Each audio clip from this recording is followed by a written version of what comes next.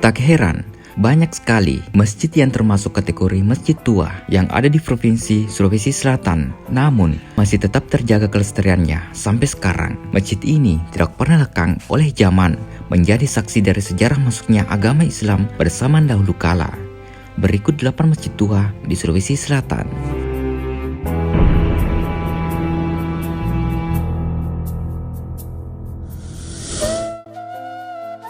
Yang pertama, Masjid Al-Hilal atau lebih dikenal dengan nama Masjid Ketangka yang terletak di Jalan Syekh Yusuf, Kelurahan Ketangka, Kecamatan Somboupu, Kabupaten Goa, Sulawesi Selatan, merupakan masjid tertua di Sulawesi Selatan. Masjid ini didirikan pada tahun 1603 oleh Raja Goa yang ke-14 yang bernama Imanggerangi Daiman Rambia Sultan Alauddin Tominanga Rigaukana.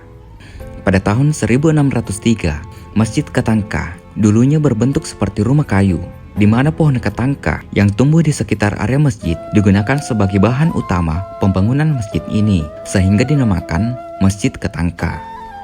Masjid ini sudah beberapa kali mengalami renovasi, tetapi tidak merubah bentuknya. Masyarakat setempat tetap mempertahankan bentuk keaslian masjid ini. Atap dulunya menggunakan sirat atau kayu, tetapi di tahun 1800 diganti menjadi genteng yang dipesan langsung dari Belanda. Masjid Ketangka tidak dibangun begitu saja. Mulai dari pintu hingga kubah memiliki makna tersendiri. 5 pintu bermakna 5 rukun Islam, 6 jendela bermakna 6 rukun iman, 4 tiang penyangga yang bermakna 4 sahabat Nabi, dan kubah masjid yang tersusun 2 menandakan 2 kalimat syahadat.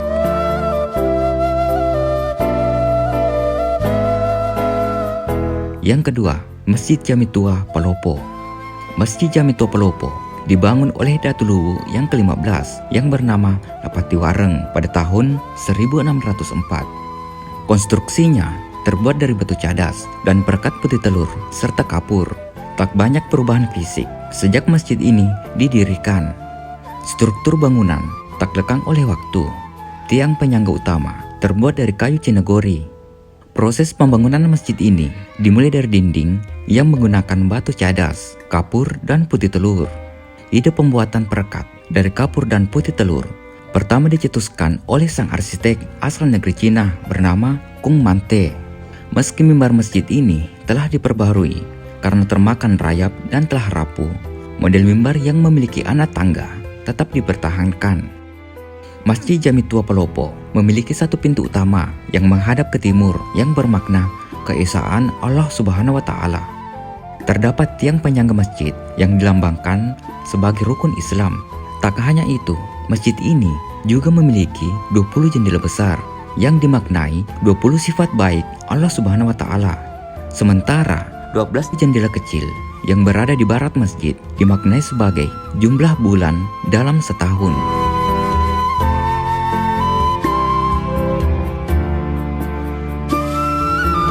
Yang ketiga, Masjid Nurul Hilal Dato Tiro.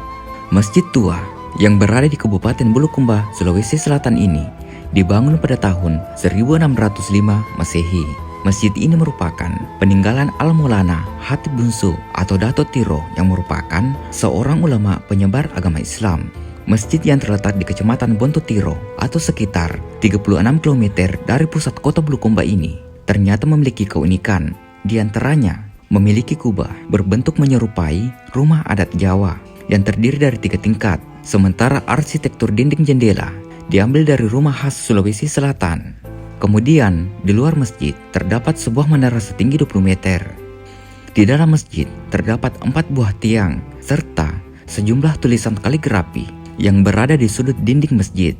Masjid ini sudah direnovasi selama 5 kali dan pertama kali di tahun 1625 dan terakhir di tahun 1988 hingga perubahan arah kiblat. Yang keempat, Masjid Tua Jerai Sidrap. Masjid Tua Jerai Sidrap menjadi salah satu masjid tertua di Sulawesi Selatan dengan usia 410 tahun. Masjid Tua Jerai menjadi daya tarik wisatawan yang berkunjung ke daerah ini. Masjid ini konon didirikan pada tahun 1016 Hijriah atau 1609 Masehi dan diyakini menjadi salah satu pusat peradaban Islam di Sulawesi Selatan kala itu. Masjid Tua Jerai merupakan masjid yang didirikan oleh Adatuan Sedenreng Lapatiroi, Sek Bojo, dan Neni Malomo setelah 1 tahun masuknya Islam di Sedenreng. Meski sudah beberapa kali mengalami renovasi, namun sama sekali tidak mengurangi nilai histori yang dimilikinya. Salah satu tiang penyangga masjid yang diyakini terbuat dari batang cabai dan menurut warga setempat disebut aju ladang. Jadi ceritanya ada 4 kayu cabai, dulunya diambil dari Gunung Nepo, Kecamatan Pancalotang, dan diangkat sekaligus oleh salah seorang di antara mereka, dan sehingga saat ini belum pernah diganti.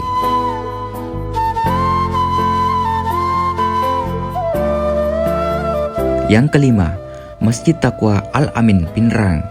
Masjid Taqwa Al-Amin dibangun di atas bongkahan batu. Letak masjid tua ini berada di atas puncak Gunung Bajai, sekitar 1000 meter dari permukaan laut di Dusun Tondo Bunga, Desa Karyango, Kecamatan Lembang, Kabupaten Pinrang, Sulawesi Selatan. Masjid ini dibangun oleh ulama yang bernama Al-Amin pada tahun 1612 sampai 1613 yang konon merupakan kerabat Arung Palaka, Raja Bone. Masjid ini awalnya dibangun dari kayu kenyuruan dan kambelu dengan atap dari ijuk.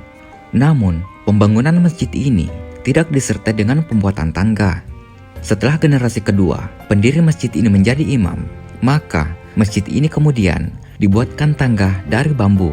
Dan pada imam ketiga, tangga masjid ini terbuat dari batu yang sekarang ada saat ini.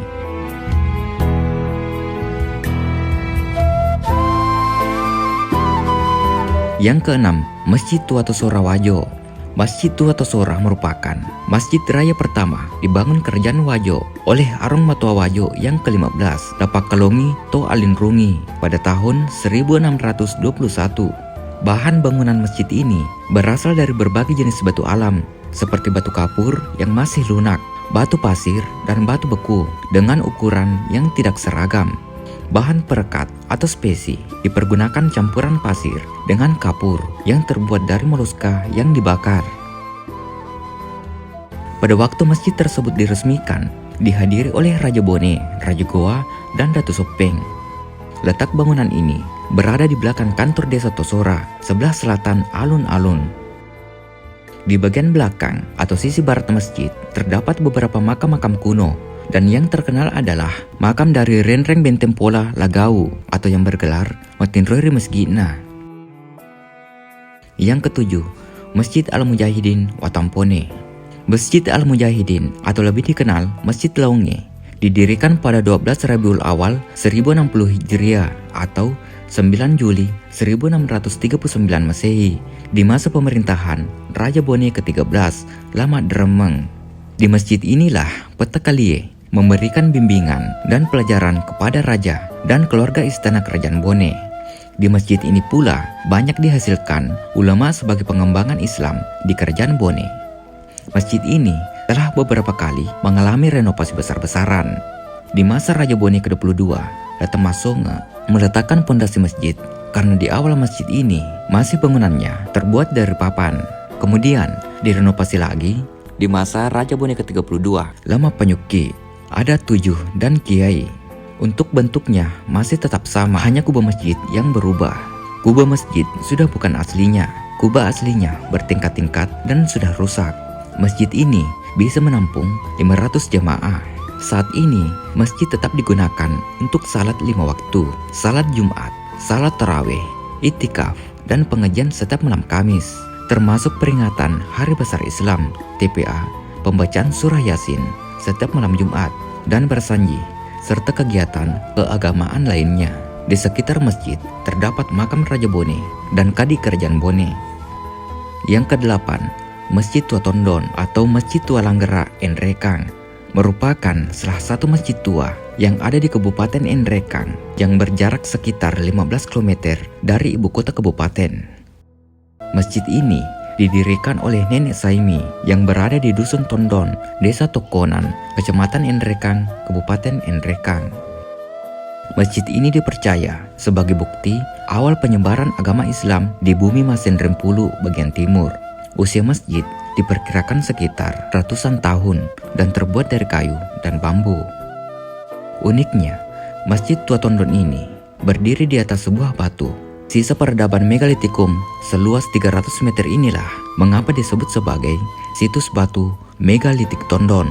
Di situs ini terdapat batu dolmen, batu lesung, batu lumpang, batu gores, dan batu dakon yang merupakan bukti adanya kebudayaan megalitikum di masa lampau. Untuk memasuki lokasi masjid, diwajibkan melepas alas kaki dan beberapa larangan atau pemalas, yaitu dilarang menggunakan pakaian berwarna merah dan kuning, dilarang merokok, dan bagi wanita yang menstruasi dilarang memasuki lokasi. Itulah 8 masjid tua yang ada di Sulawesi Selatan. Kalau masih ada yang lain, bisa ditambahkan di kolom komentar.